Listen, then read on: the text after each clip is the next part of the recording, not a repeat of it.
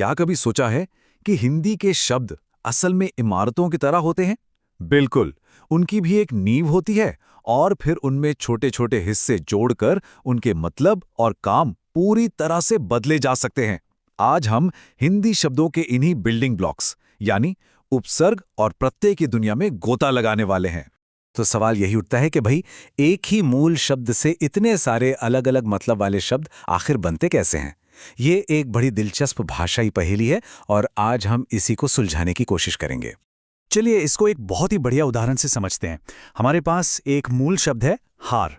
अब इसके दो मतलब हो सकते हैं, एक तो पराजय और दूसरा गले में पहनने वाला हार। ठीक है, अब देखिए मजा।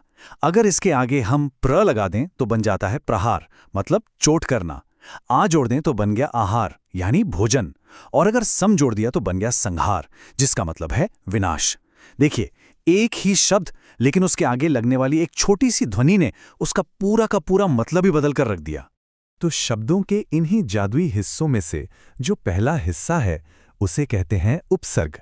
ये वो शब्दांश हैं जो किसी भी शब्द के शुरू में यानी पहले जुड़ते हैं और एक बिल्कुल नया शब्द बना देते हैं। मतलब अगर आसान भाषा में समझें तो उपसर्ग वो छोटे छोटे शब्द के टुकड़े हैं जो किसी शब्द के शुरू में लगते हैं और उसका मतलब बदल देते हैं। और सबसे दिलचस्प बात क्या है कि इनका अकेले में कोई मतलब नहीं होता। जैसे सु या प्र का अपने आप में कोई अर्थ नहीं है, लेकिन जैसे ही ये किसी शब्द से जुड़ते हैं तो पूरा खेल ही बदल देते हैं। और ये जो उपसर्ग हैं न, ये भी कई अलग अलग जगहों से आते हैं। कुछ संस्कृत से आए हैं, कुछ ठेठ हिंदी के हैं और कुछ तो विदेशी भाषाओं से भी लिए गए हैं। और यही तो हिंदी भाषा की खूबसूरती है कि वो दूसरी भाषाओं से चीजों को अपनाकर खुद को और भी अमीर बनाती है। चलिए इसको एक और उदाहरण से देखते हैं। जैसे संस्कृत का एक उपसर्ग है सु, जिसका मतलब होता है अच्छा। अब जब ये पुत्र शब्द से जुड़ता है तो क्या बनता है? सुपुत्र, यानी एक अच्छा बेटा। है ना बढ़िया? ये दिखाता है कि कैसे एक छोटा सा शब्दांश पूरे शब्द को एक बिल्कुल नया और पॉजिटिव मतलब दे सकता है। तो ये तो हुई उपसर्ग की बात जो शब्द के आगे लगते हैं, लेकिन कहानी का एक दूसरा हिस्सा भी है। अगर कुछ शब्दांश शुरू में लगते हैं तो जाहिर है कुछ ऐसे भी होंगे जो शब्द के अंत में जुड़कर उसे बदलते हैं, और इन्हें ही कहते हैं प्रत्यय। इसकी परिभाषा बहुत सीधी सादी है। प्रत्यय वो शब्दांश हैं जो किसी शब्द के आखिर में जुड़कर एक नया शब्द बना देते हैं, और अक्सर तो ये उसकी पूरी ग्रामेटिकल भूमिका ही बदल देते हैं। चलो इसका भी एक उदाहरण देखते हैं। जैसे एक मूल धातु है लड़। अब इसके अंत में जब हम आई प्रत्यय जोड़ते हैं तो हमें क्या मिलता है? एक नया शब्द लड़ाई। देखा, इस तरह एक क्रिया से एक संज्ञा बन गई। यही तो है प्रत्यय का कमाल। लेकिन रुकिए, बात अभी यहीं खत्म नहीं हुई है। प्रत्यय भी भई सब एक जैसे नहीं होते हैं।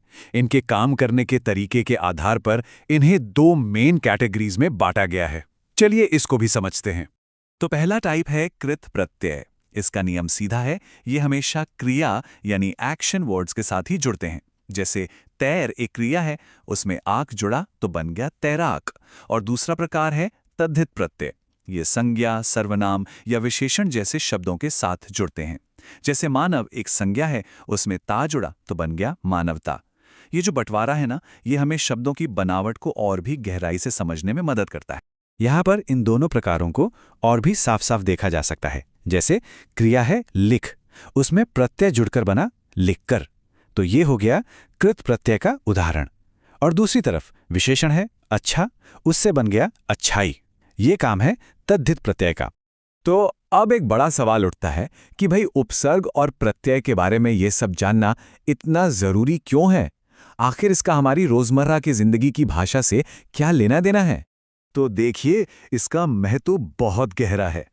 उपसर्ग और प्रत्यय सिर्फ व्याकरण के बोरिंग नियम नहीं हैं, ये तो भाषा को समझने के औजार हैं, टूल्स हैं।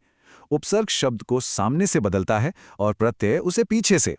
और अगर इनको पहचानना सीख लिया जाए तो कई नए और मुश्किल लगने वाले शब्दों का मतलब अपने आप ही समझ में आने लगता है। सच पूछिए तो ये ज्ञान एक चाबी की तरह है।